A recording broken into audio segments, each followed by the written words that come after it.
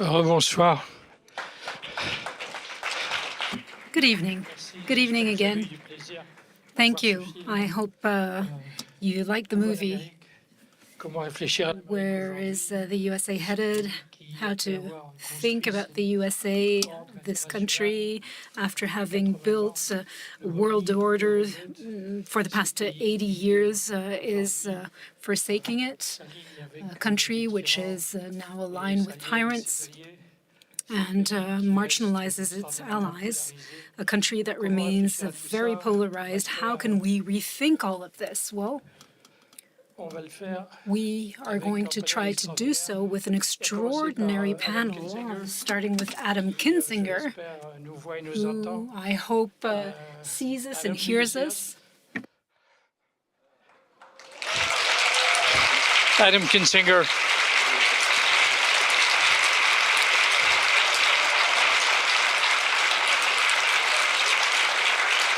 On va le faire avec Douglas Kennedy.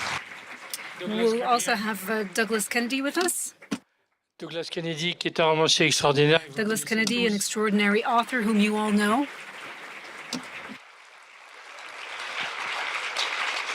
Qui a écrit des livres absolument He formidables. wrote fantastic books about the USA, and you'll be able to discover these books a little later on in the cafe. And then Amy Greene, who's in Paris and who joins us. Amy Greene, who's an American citizen. Douglas et Amy ont écrit des livres. Douglas and Amy wrote very important books that help us understand the USA. Amy, the last one is What is Left of the American Dream. We'll come back to this later. I know time is being pressed because you have to leave us, unfortunately, but I want to go back to a scene in the film, or rather a theme in the film, which is the cowardice. Explain to us, how is it possible today to have a MAGA Republican Party that shows so much cowardice? It's impossible for us to understand. Well, it is for me, too. It's great to be with you guys, and I wish I could be there in person. Look, you have to look back to the beginning and say, ultimately, politicians, unfortunately, are creatures of wanting to get reelected. And early on in the rise of Donald Trump, we had an opportunity to basically stop that in its cradle. But nobody took him seriously. Nobody thought he'd really be president. And then he wins. And this guy is uniquely capable of manipulating people, of convincing them, of scaring them. And honestly, you guys know this, he is actually the weakest, whiniest, smallest man, the most coward we've ever had as president, but for some reason he's convinced a significant amount of Republicans that he can destroy them. And he does destroy you politically. Let's be clear. Look at me, right? I'm happy to be out of politics, trust me, but he can do that. And I think after a while, we're left with people over 10 years of Donald Trump that just simply want to stay, want to get reelected. And unfortunately, that's where we are. And today, I mean, I got to tell you, it breaks my heart daily to think about what are we doing to NATO? What are we doing to Ukraine? And for the first time in my life, I'm ashamed of what my country is doing. And it's going to take a psychiatrist or a psychologist to be able to go over the depth of exactly what's happened. But I can tell you what I've seen is nothing but pure cowardice. Before we go deeper into that discussion, staying with that, you were politicians. You were running for office. You were about to run for Senate. You were about to run for governor, possibly. Are you wired differently? What is the difference between you and them? I wish I knew. Honestly, when I decided to run for Congress, so I wear on my wrist the name of Andreas O'Keefe, and he's a buddy of mine that was killed in Iraq. He wasn't killed when I was there. He was killed in 2018. But I remember when I ran for Congress thinking, if I'm going to take a vote that is going to send young men to war or is going to outfit young men and women for war, if I'm going to be willing to take a vote that's going to cost somebody their life, right? It's the ultimate sacrifice. I, as a politician, have to be willing to give up my job for the same cause. Like, what a small sacrifice. Like, I give up a job to save the country. We're asking young people to give up their lives. And I tell you, to this day, it bothers me to see some of these people that take votes simply so they can get reelected. They know it's bad for the country.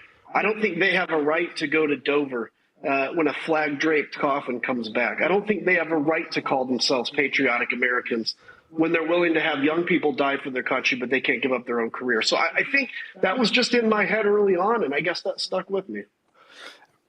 Let me give you not 100 minutes or an hour and 40, but have you give us your State of the Union now. Give it to us in a few minutes. What state is your country in today as you see it? Well, it's very divided. I mean, this idea that Donald Trump won re-election on a mandate, he did it. I mean, literally, if a bird would have sneezed differently a week prior, Kamala could have won. It was a 1-point difference. Anything could have changed that. But there's no doubt we're divided. We live in different worlds. The kind of far right, or what's becoming just the right in general, has their Fox News universe they learn about from. Everybody else has everything else. And so it's very divided. And the problem is, every country has the potential of being divided. But usually countries hire leaders that will recognize that and try to bring people together. And the problem is we have had in our life for 10 years Donald Trump, who makes money and loves the fact that he can divide people. And I've learned that leaders can actually set the sense for the country in a big way. And Donald Trump is a very dark person. Obviously, he's very evil, I believe, and he's stirred that division up in the country. Now, let me say, the next 4 years is going to be rough. I really believe, though, because I feel this, I'm traveling a lot here, I'm speaking to a lot of groups. I think America is ready to heal the system. They're ready to fix the system. They're ready for somebody to unite them. And the problem is it's going to take us 4 years to get there. But I think after 4 years, America is going to be back. But the question is, does France, does Germany, do our allies trust us? And I don't know. I don't blame you if you don't. I want to talk about the pivot because you talk about the internal situation in domestic policies. I want to hear you on this 180 degrees pivot of suddenly America essentially potentially going into an illiberal democracy, leaving and disengaging from the world, re-engaging in a completely different fashion, i.e. imperialistic. What does it, do you really expect that is going to change in 4 years? That the fundamentals are still division, polarizations, violence. Where do you find hope? I'm sure there are Americans that I do find hope. Go ahead. I do find hope in look, still I would say a majority of Republicans, for instance, want to help Ukraine. They don't, and I mean, I talk to them all the time that are like, what is Donald Trump doing with Russia? And I'm like, you guys voted for this. And it's not like he hid. He didn't pretend like he liked Ukraine. He's been very clear from the beginning, but everybody's like, oh, he doesn't really mean it. But I think, look, there is a vestige of kind of old school republicanism left. But ultimately, a country's decided, as long as we stay a democracy, which I believe we will, a country's is determined by what 50 plus 1% of the people want. And ultimately, you're going to have Republicans that turn against Trump. It's not going to be a ton, but it'll be some. Democrats are going to be united. The middle, which I consider myself now, the independents, are going to be united against him. And so that's why I believe we can take it back in 3.5 years. But look, I don't think it's automatic. I don't think this is like a guaranteed thing. We have to rise up here.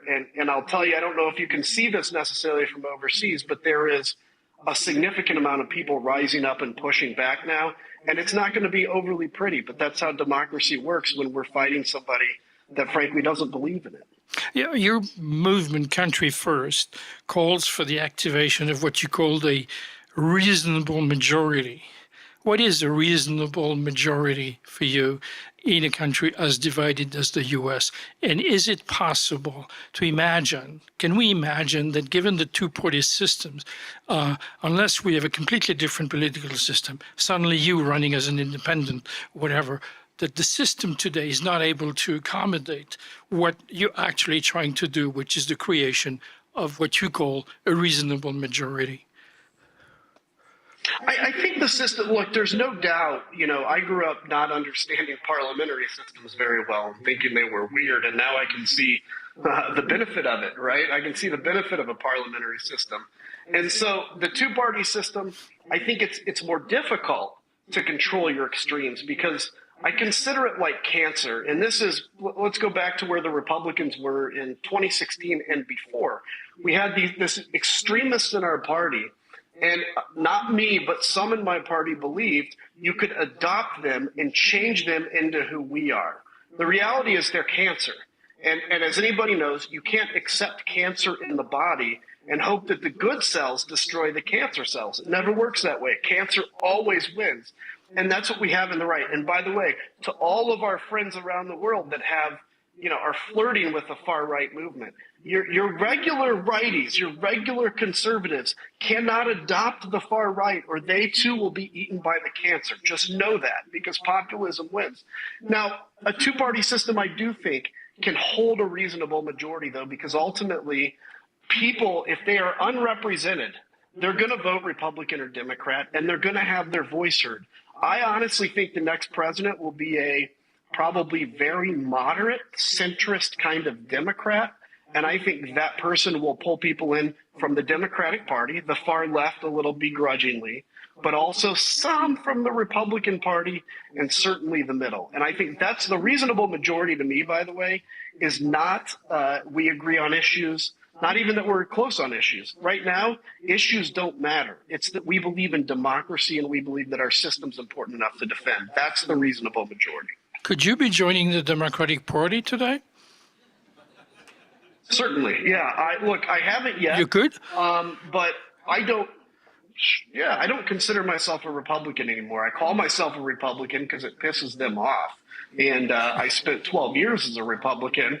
But the reality is, in the last 4 years, I've voted straight Democratic because I cannot vote for a party that doesn't believe in the things I swore an allegiance to, the Constitution.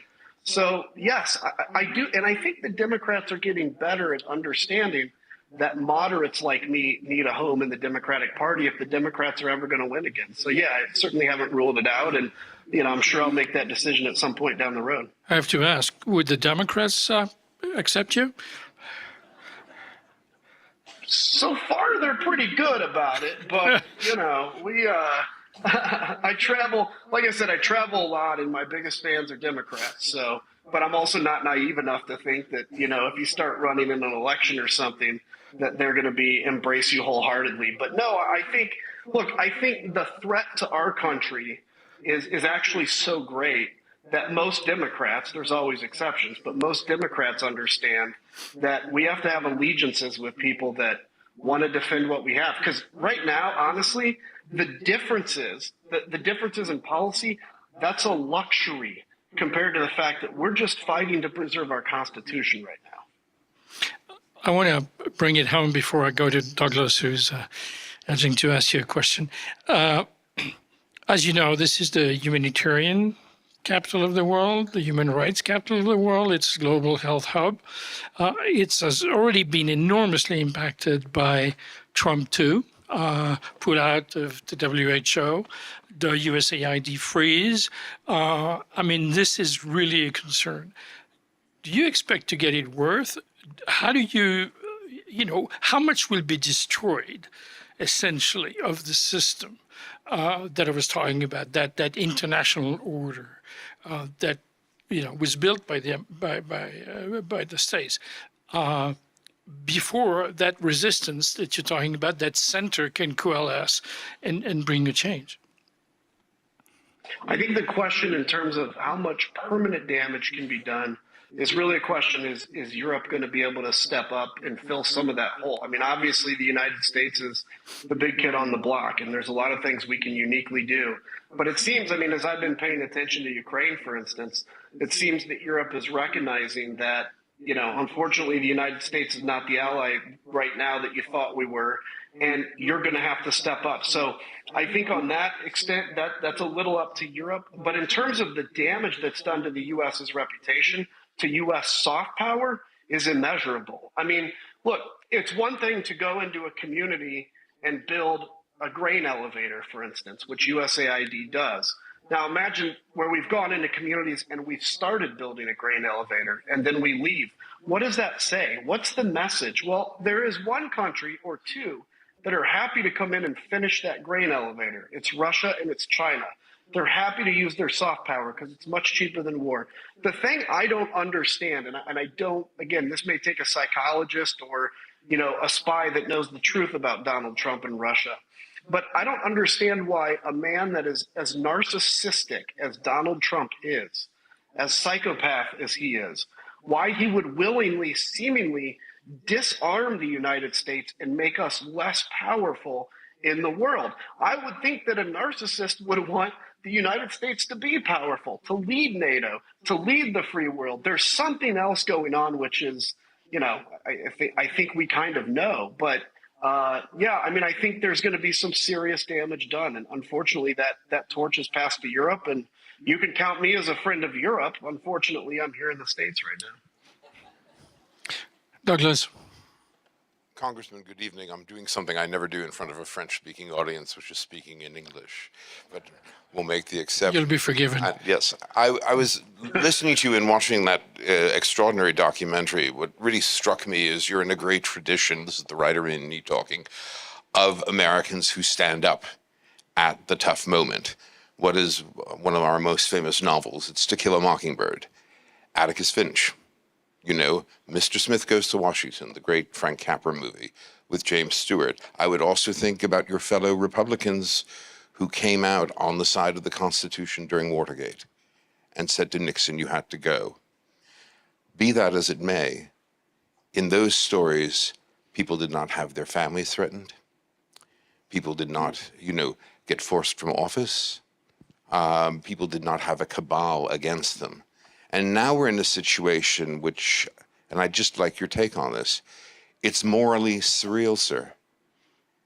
Our sitting president was found guilty of 34 federal charges. Nothing's happening. Our sitting president was found guilty in a civil trial of a rape. I will say that again. Donald Trump was found guilty of a rape. And of course, and you know better than anyone, January 6th, an attempted coup d'etat. And what happens? I mean, this is, I think, the great moral dilemma of our country at the moment, sir, is the fact that it didn't seem to matter. I remember sitting with friends in Maine. I live half the year in Maine, half in Europe. And, educated people like myself, East Coast elite, basically, and they're saying, of course, everyone will understand he's a criminal. It didn't happen. Your thoughts, please. Yeah, it's a great question, and Maine's also beautiful, by the way. But look, all I can say is it's heartbreaking to me too, because the thing I struggle with is I've always assumed that no matter how bad things get, there's always a backstop, right? If a president does something out of control, there's the Department of Justice or Congress, which will impeach him. Neither of those exist right now. The Department of Justice will not go against him or any Republican. The Republicans certainly won't impeach him. And, the guy's going to be, he's 78, so who knows how many more years he has on this earth anyway. But by the time he gets out of office, he's not going to be, charged. I guess we'll have to hope that there's a God and that he judges him accordingly. But, to me, it's very disheartening to see that. Now, the thing that gives me hope is we're seeing, for instance, Elon Musk, the richest man in the world, is best friends now with the most powerful man in the world.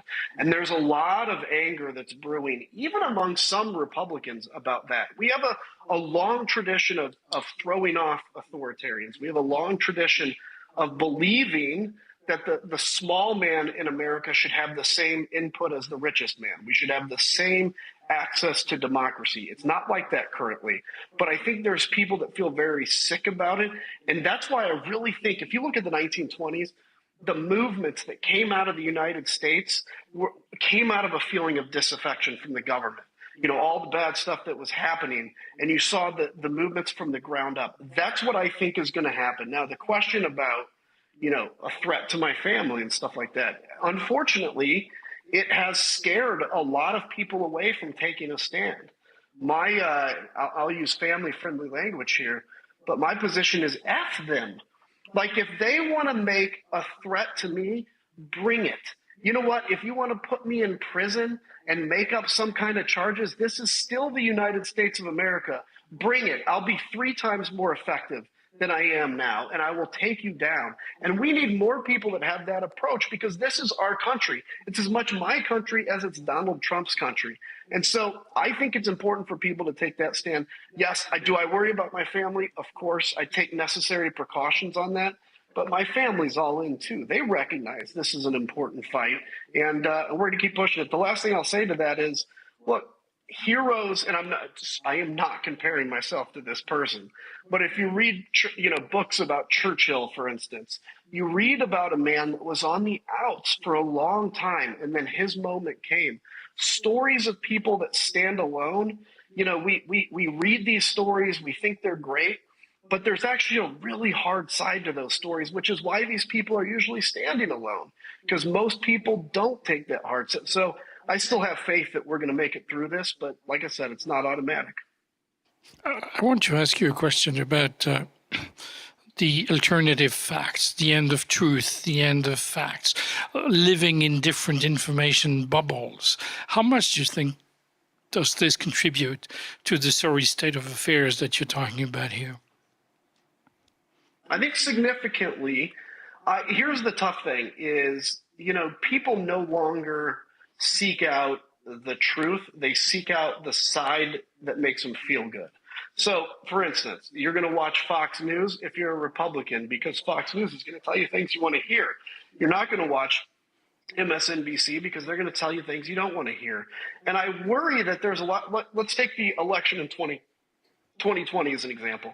I think the vast majority of people, if you put them on CIA truth serum, they would know that the election wasn't stolen.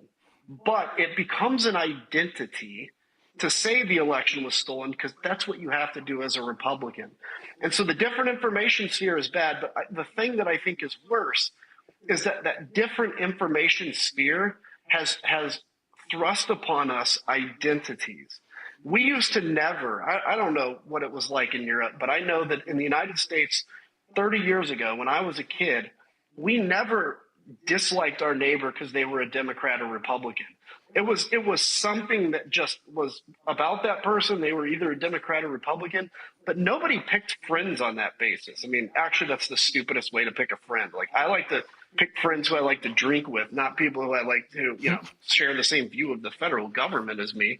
And so, but we have made politics our identity. So if you're a Republican, that's the first thing you want to let people know. And when you threaten people's identity, they will go to war with you. And I think that's what's happening. And so how do we deprogram people? I don't have the answer to that, but people have to start seeing themselves as something more than a Republican or a Democrat, and that's where we got to go. Amy Greene in Paris, I'm going to ask you to join in. I'm sure you have a question or two for Adam Kinzinger. Can you hear us, Amy? I can hear you very well. Thank you. Yeah, do you have a question for Adam Kinzinger or a remark? Well, I mean, the story is absolutely, the documentary was absolutely fabulous. And I think it really shows this evolution that you're talking about in the Republican Party. One of the questions I have maybe is sort of what would a post-Trump Republican Party look like to you? Do you think that there's a space for the GOP as we know it to evolve into something maybe different?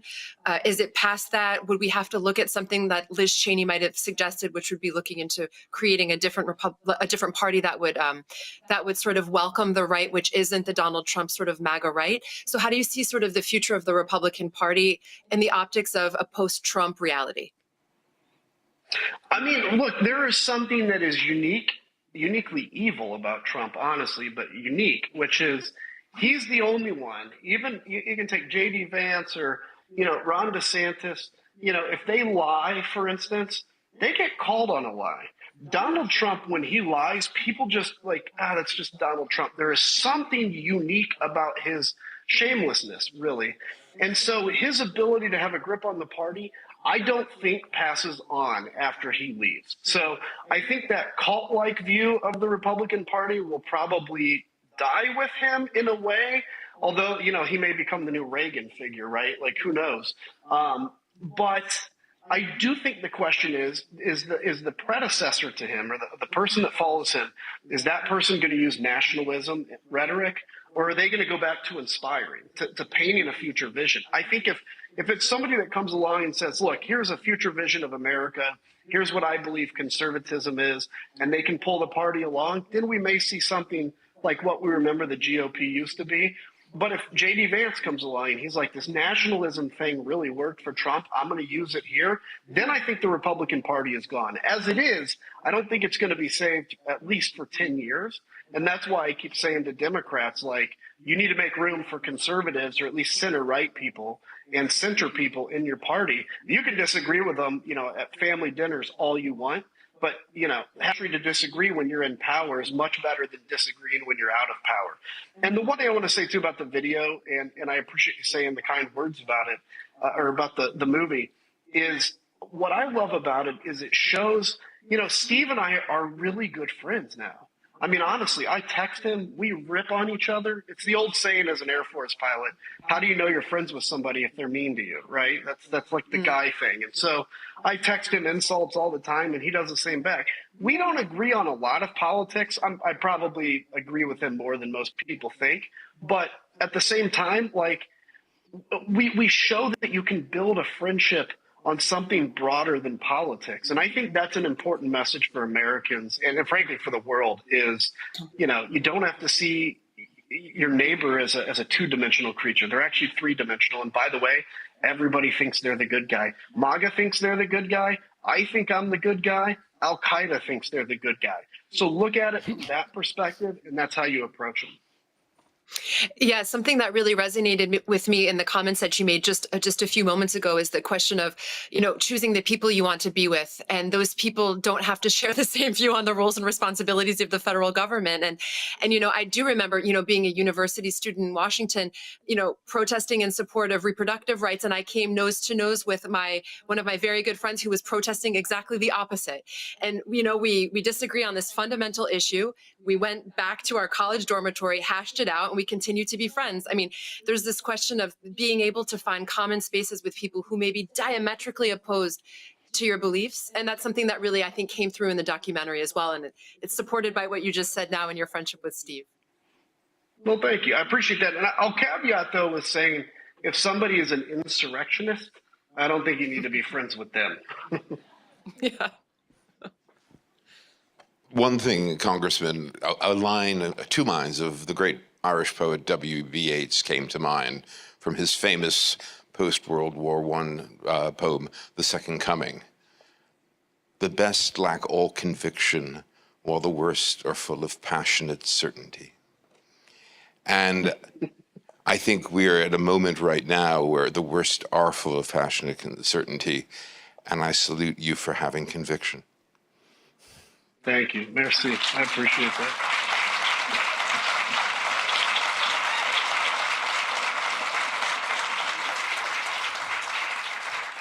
Congressman, I know you're pressed for time, but I want to take advantage of your presence. Again, thank you. We're very grateful to you for being with us here.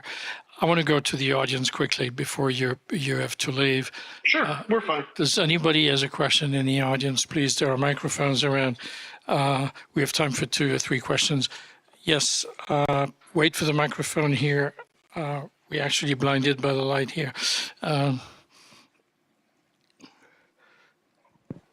Thank you. I have a question that's important to me personally. I'm a Canadian, and how... Sorry, buddy. For now. For now. Riz jaune. How serious do you think the Republican Party is about taking over my country?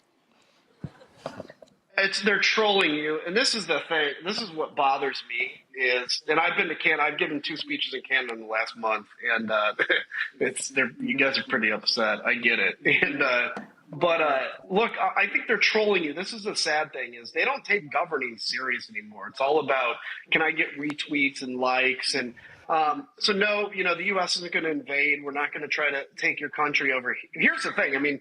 Let me say this beyond anything is Donald Trump he's weak. He's truly a sissy. I mean, I don't mean this to just try to throw insults at him. This guy, I've sat in the Oval Office with him. He's scared to death to use American military power. We should obviously hesitate to use American military power. But if I'm president of the United States, I'll use it when necessary. He's scared to death of it, which is why he goes after our friends. He can attack Canada. He can attack Mexico. He can attack Panama verbally because he knows that's not going to start a war. But standing tough against Putin, well, he likes Putin, but Xi or Kim Jong-un or Iran, he won't do it because honestly, he's scared he may have to do something. So my message to Canadians and frankly, all Europeans, by the way, take this back to your members of parliament, stand up to him.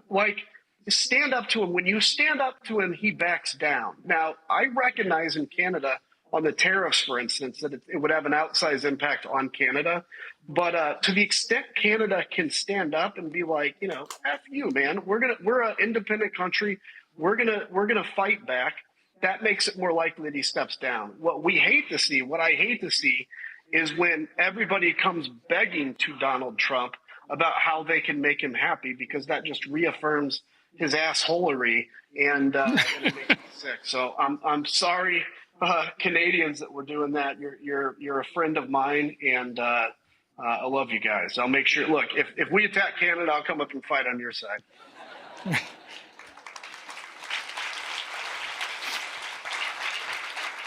We've got another question in the back there.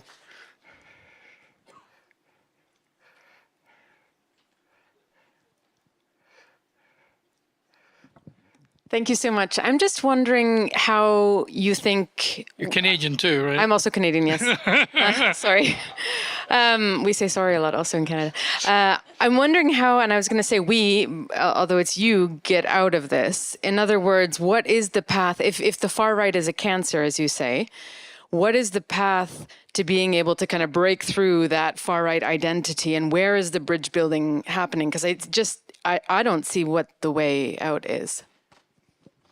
Yeah, I mean, unfortunately, and thank you for the question, I think you never want to write people off, but I think there's an extent, there's a core of MAGA that it's not worth going after because they've made this their identity. It's almost a religion to them, and they're going to have to come to it on their own.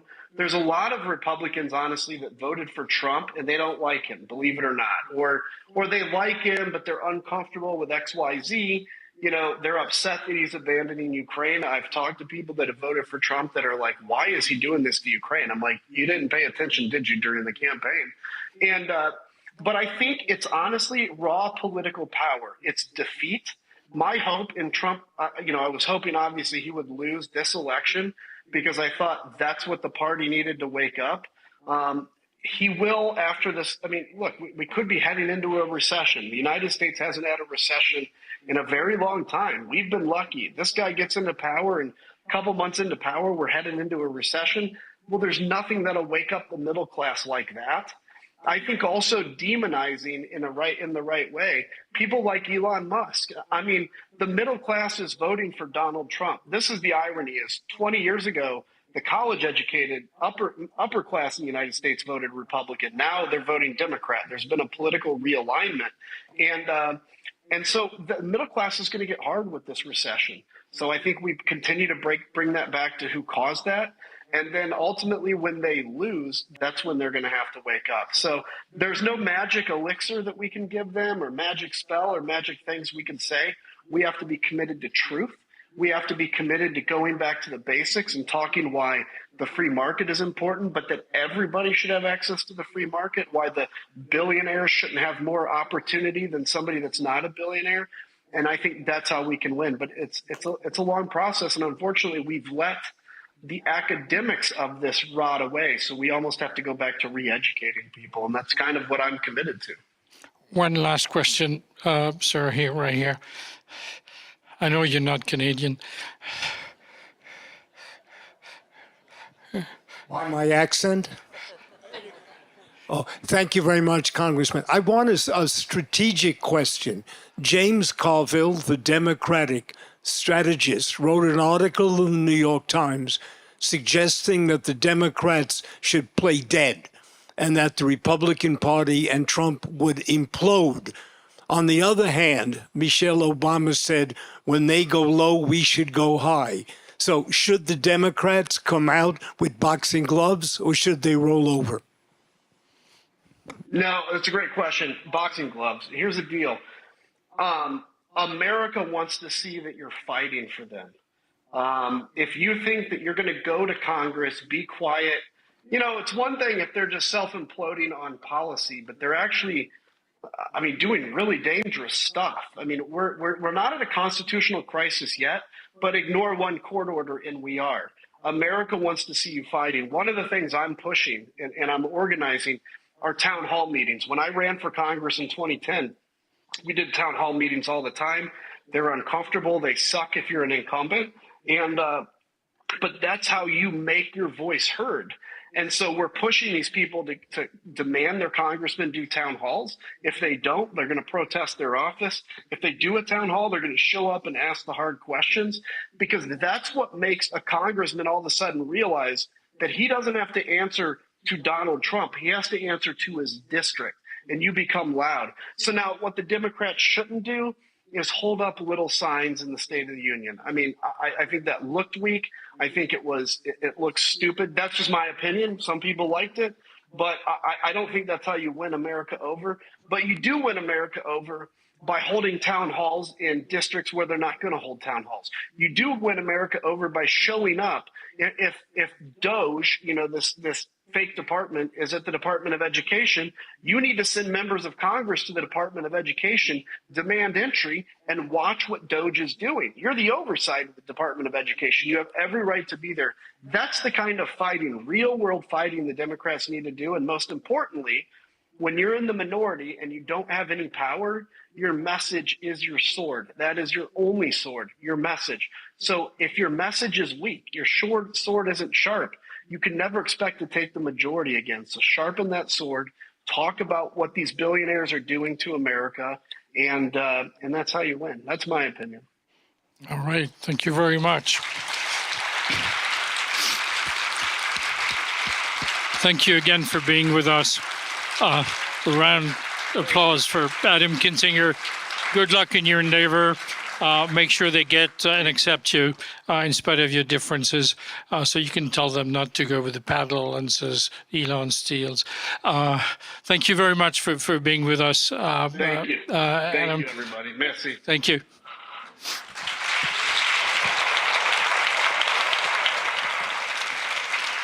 Bon. Alors, je vais suivre les exhortations de Douglas Kennedy So et parler en français et continuer. I'm going to do what Douglas would like me to do and speak French. Yes, we can all switch to French, says Douglas. If you don't know Douglas Kennedy, you can show up to his book signing session, but you should really read his new book, and all of his books for that matter. His books are an interrogation of the American soul and the constant tension between reality and myth. He's a demythifier, if I can call him that. He always goes beyond the image that we all have of American culture, the official narrative. He says, this isn't the way it is. Things are completely different. So read his books, An Exploration of the American Soul. And that's why I asked you to join us here this evening. J'aimerais que vous essayiez de nous expliquer, au fond, cette question qui nous Amy, préoccupe. could you, sorry, Douglas, Comment l'Amérique aujourd'hui, could you explain these, how after such a long period, there's been this pivot in the US. It looks like a dystopian novel. How can a mutation like this take place? Good evening, everyone. La vérité, ma formation, c'était comme historienne. In truth, I'm a historian by training. Tout a changé. And for me, the moment when everything changed was 1968, L'année célèbre. the famous 1968. In the US, 1968 was the anti-Vietnam War protests, the African-American protests and feminism. It was sex, drugs, and rock and roll. And there was a Republican candidate who decided, Richard Nixon, who decided with his advisors to change the course of American politics. And he said, we can divide the country. The South is always Republican. They were still Republican, had been since the Civil War. It was Lincoln's party. Johnson, who was a Democrat, had changed some laws and given the African-American population rights. And we can create another image with the two coasts, Chicago, an educated elite, too progressive, too feminist, full of homosexuals, etc. Nixon used a slogan. It's a bit like the MAGA slogan. And he called it the silent majority. And it worked. Every Republican president since Nixon has used this kind of artifice. So increasingly, the country has become divided. But the truth, well, in everything I write, I fight cliches constantly. I wrote a book about Paris, the woman in the fifth. It wasn't Emily in Paris. It was the 9th arrondissement. It's a very multicultural neighborhood. There are a lot of Africans. Anyway, everybody thinks if you live in Texas, you must be ignorant. It's not the truth. The University of Texas is one of the best in the world. There are wonderful orchestras and museums. At the same time, it's a Republican stronghold, and you can have a gun on you wherever you go, no problem. So this is just one of the American contradictions. But now, the apotheosis of this cultural war is Trump. But for me, the truth is, and I have I asked Adam Kinzinger this question, where's the law? Is there still a law being upheld in the U.S. if a president can act the way he's been doing without any consequences? When I look at what happened with Trump and Zelensky, well, you know, I'm a New Yorker, third generation. My parents grew up in two different working-class neighborhoods, one of them Jewish, one of them Catholic. And quite honestly, I've seen people like Trump, but his behavior with Zelensky, give me your mining rights, give me all your natural resources, and I'll make sure you're safe. He's like a mafia don. One of these consiglieres saying, hey, Mario, Don Donald says hello. The gangs, the theft, give me 20%, give me a 20% cut, and we'll make sure our country's safe. This is what Trump's doing now. It's absolutely incredible to see. You say he's the apotheosis. Could you put the screen back on so we can see Amy Greene? I'd like to bring her into the discussion. You talked about 68 and the other movements. What's striking today is the lack of any viable movement. Everybody's catatonic. This is a country which, since the end of the Cold War, has been brought up on the idea that Russia is the enemy. And then Trump rolls up in 2016, and he does an about-face, and nobody is reacting. How is this possible? How is this possible? I'd like to ask you, Douglas, and Amy as well, if she can still hear us. I hope so. What, in your opinion, explains this passivity, this passiveness, this apathy in the population? Amy, can you hear us? Absolutely. It's your turn. She speaks very good French as well. Yes, I'd love to speak some French if you will allow me. I can hear the interpreter in my ears, in my earpiece. So,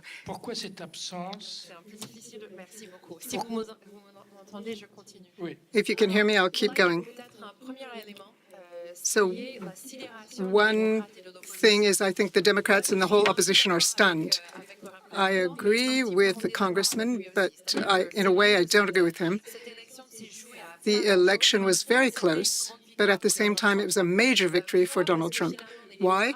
Because the Democrats lost by 1 million votes, but the Republican Party gained ground almost everywhere in the U.S., in traditionally Democratic areas, in counties, in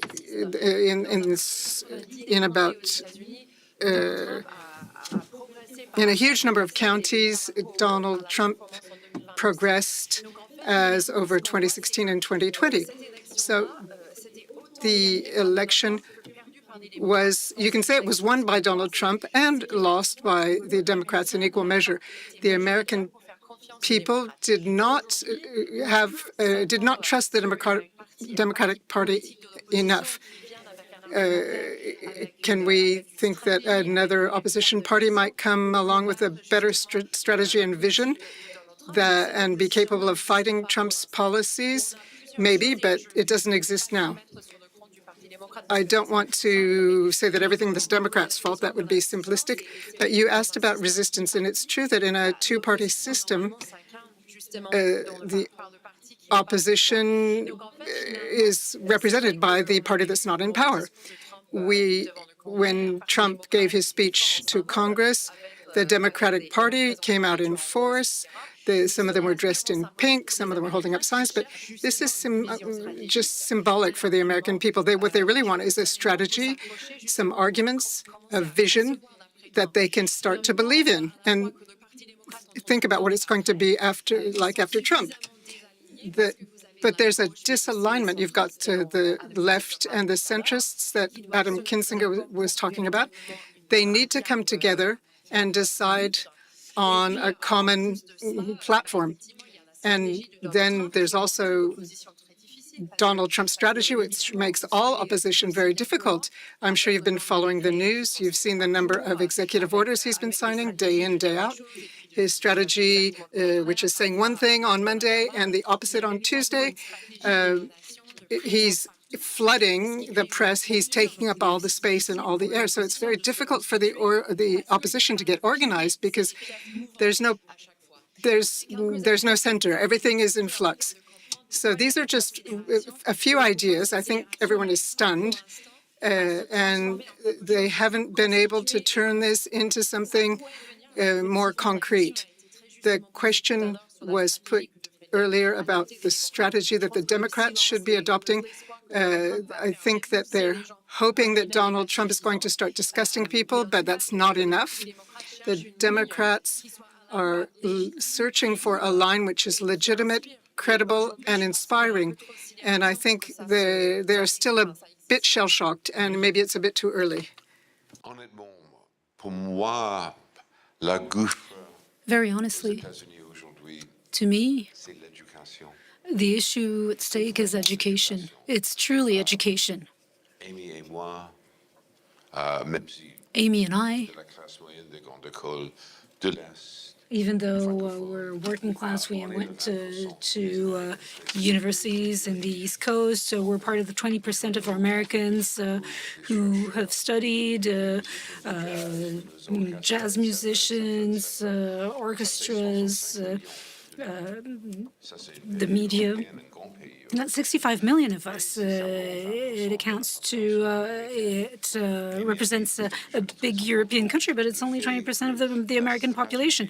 Amy said something very important. The strategy of the Republican Party ever since the 80s was to convince the working class and middle class to vote against their own interests because it's us against them.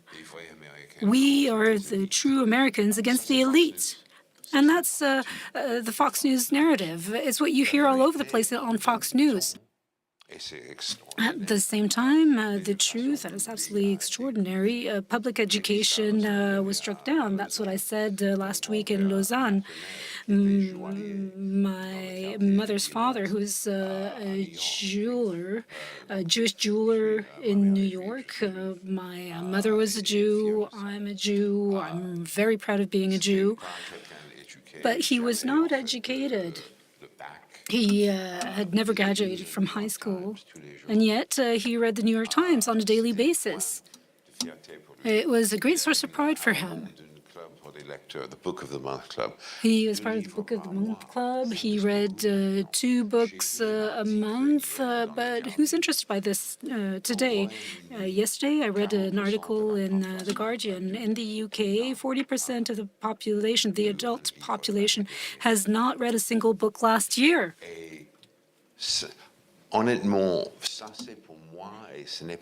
Frankly speaking, to me, and I'm not saying this because I'm an author, but to me that's an existential crisis.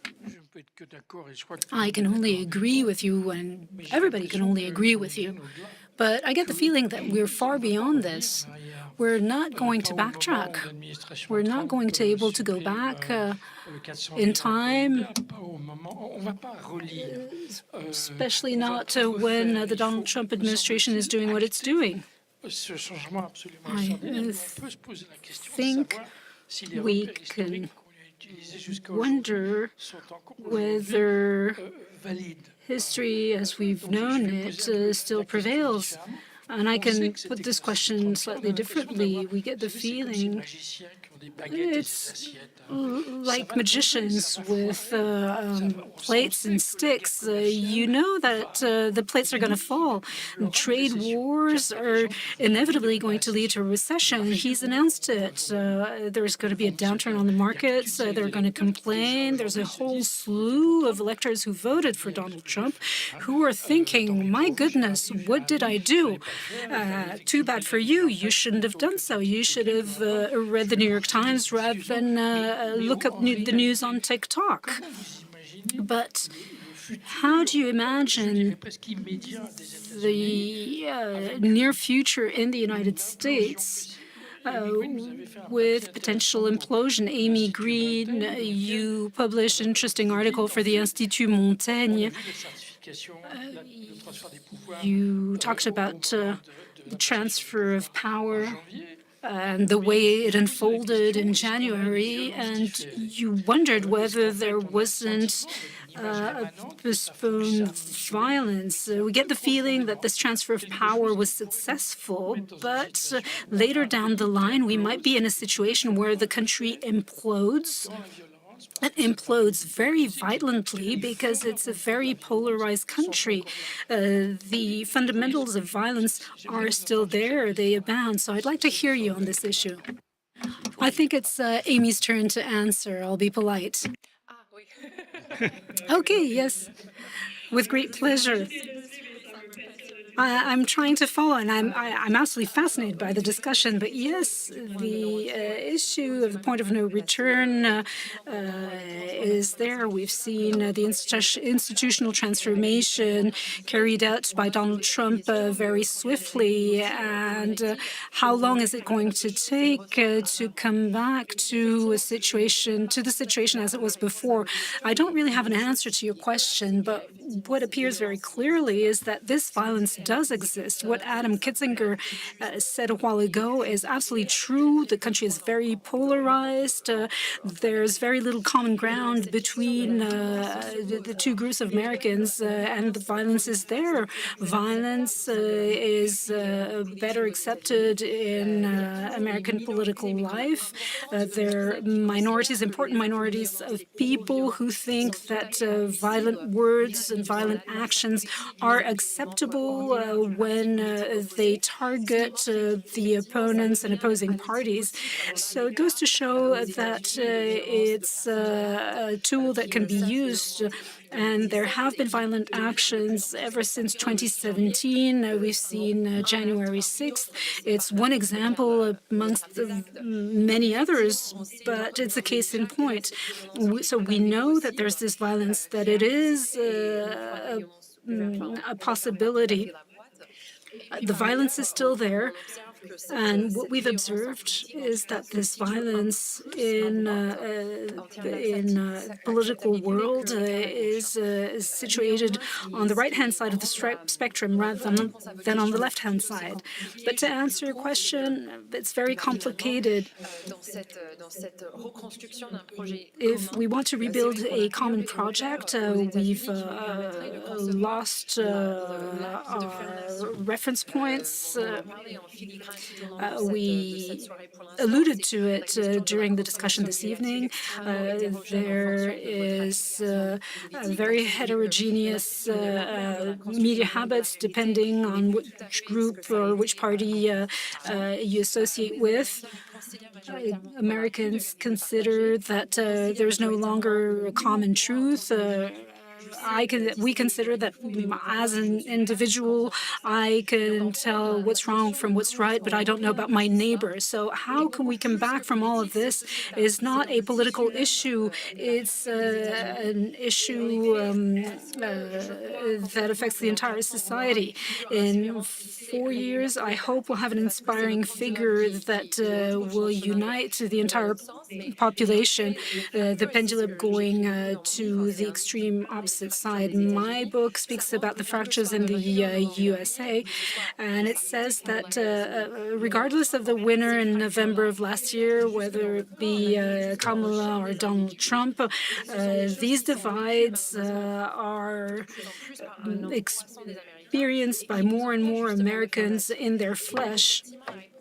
And that's why the answer is probably political, but it has to be found by the entire society, and it'll be possible to find it at the level of the entire society. Douglas Kennedy, are you worried? You live part of the time in France. But building a society, that's something that you understand. Are you afraid that the USA is no longer able of building a cohesive society? Ça, c'était derrière le mouvement des néoconservateurs qui a commencé. The neoconservative movement started in 1964. Their greatest victory was Reagan. And the biggest issue was that of the role of the state. There was Roosevelt, the New Deal, economic pressure. It was very socialist in nature. But the truth is that after the war, we became the greatest economic and military power in the world. But Eisenhower didn't change much to the New Deal, to Roosevelt's New Deal. Nixon, who was diabolical, who was like a character in a Greek tragedy, he tried to build a health system, but he was faced with extreme ideologists.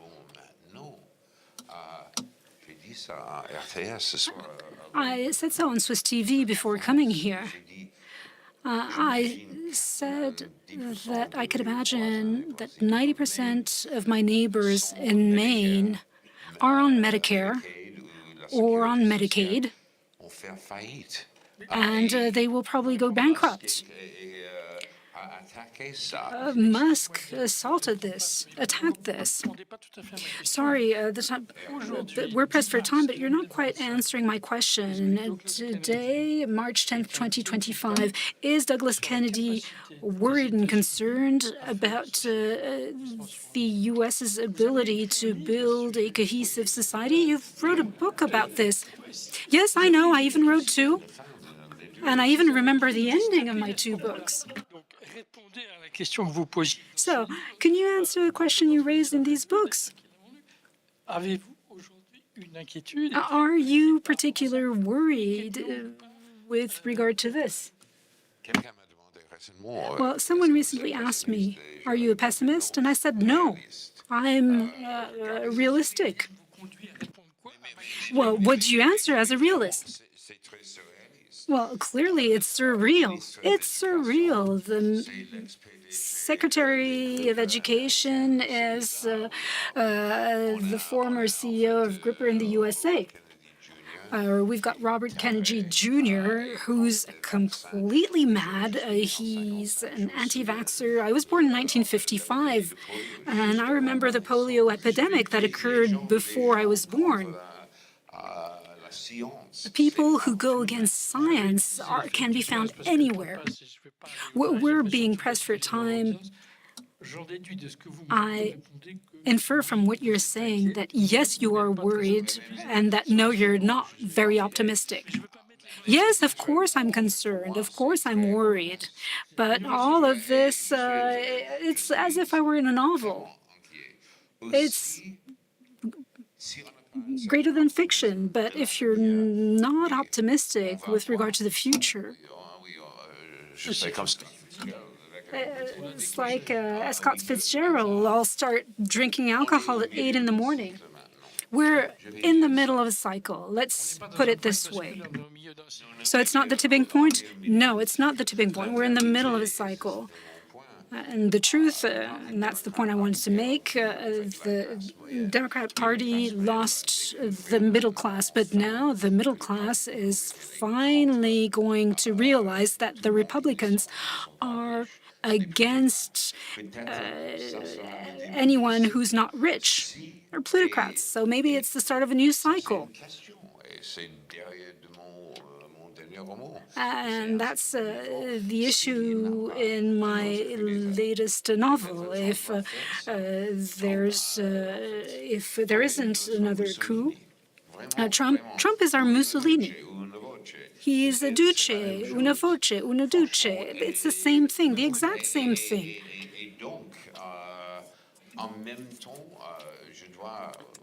And at the same time, just like Congressman Kinzinger, I need to remain an optimist. In the United States, we've got a constitution, which is a beautiful document. It's absolutely extraordinary. And maybe following such a crisis, we will start a new cycle. We will embark on a new cycle. It's dizzying. But we're nearing the brink. We have a few minutes left for questions from the audience. The lady here, the gentleman there. Let's start with the lady here. Thank you very much. My French is not great. I could say I'm half Greenlandic and half Panamanian, but that would be a joke, a funny joke, but still a joke. No. What is the capital of Greenland? You get 5 points if you get the right answer. I was going to say Oslo, but that's not it.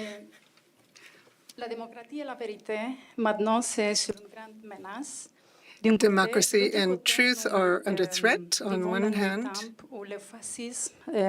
On the other hand, fascism and state Interference in elections have been observed in several countries, and particularly in Romania, where a Russian-leaning candidate is being supported by the United States, amongst others. And so our country is in a very dangerous situation. If we compare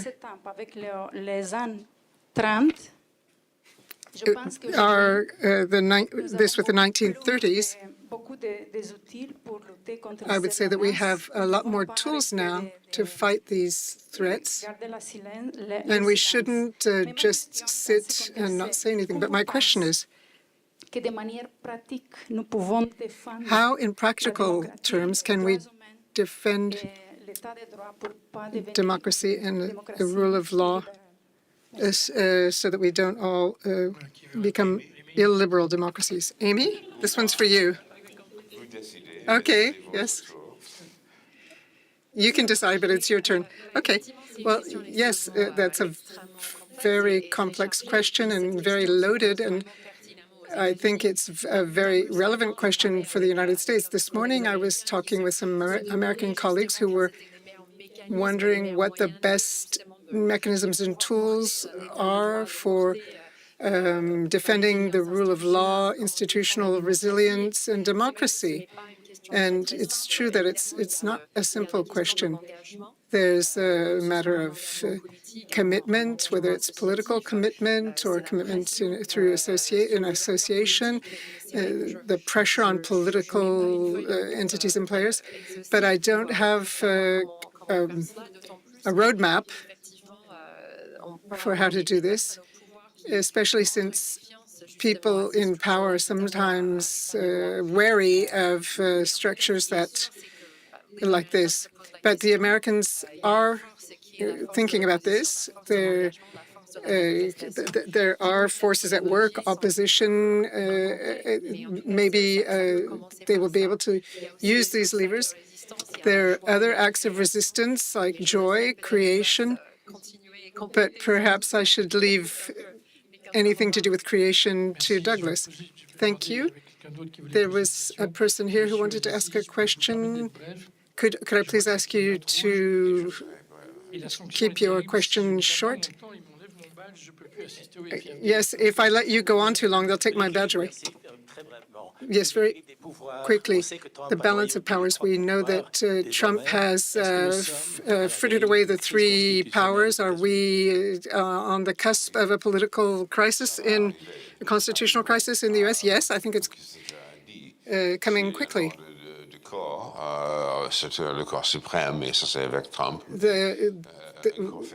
If we had, we've got the Supreme Court. If a court order is ignored, that will be a constitutional crisis. Let me say something about resistance.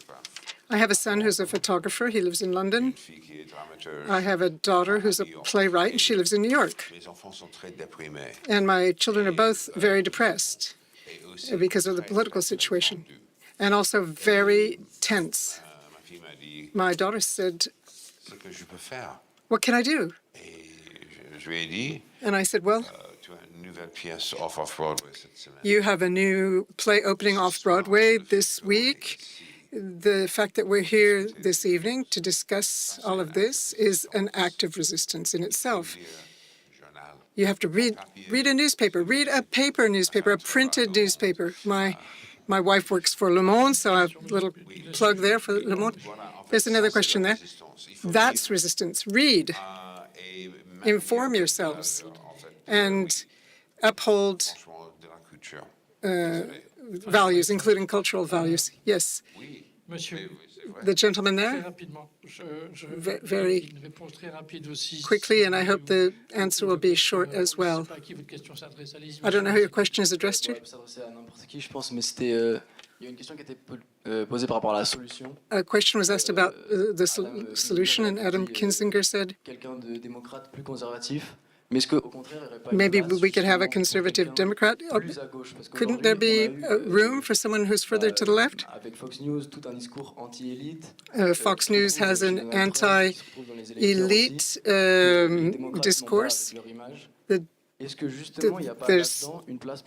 Isn't there room for a movement further to the left than the Democrats in the U.S.? Vous pensez à aussi, vous pensez au successeur de Bernie Sanders? You thinking of Bernie Sanders, maybe, or Elizabeth Warren? Are you thinking of something like that? It's true that in general, the U.S. is a center or center-right country. I'm not one of those who think that anyone to the left of Kamala Harris could have won against Donald Trump. To answer your question, I think that a centrist candidate could gain greater consensus in the U.S. because the votership is moving to the right, but the U.S. doesn't have too much of a far-right leaning. They are in the center or center-right. So somebody from that background would have a better chance. But a very good idea might be to bring economic populism from the left in. Bernie Sanders is starting to talk about Elon Musk, who's a billionaire. What's he doing in Trump's administration? And this is something that the Americans are slowly getting irritated about. So somebody who will say, listen, we need some sort of system for greater economic justice. That is something that the people might be interested in. So I'm thinking of a centrist candidate, but somebody who would take some of the arguments of the left in a functional mixture. I'm convinced that we have to aim for the center because the United States is a center. The population is in the middle or middle right. But some of these ideas, I think, would gain sway now. Thank you very much. I know that we've only scratched the surface of this topic, but it was important to do that. And I'd really like to thank both of you for taking part in this panel discussion. Thank you, Amy Greene, for joining us from Paris. And thank you to Adam Kinzinger for a shorter time. Thank you very much, and hope to see you again soon.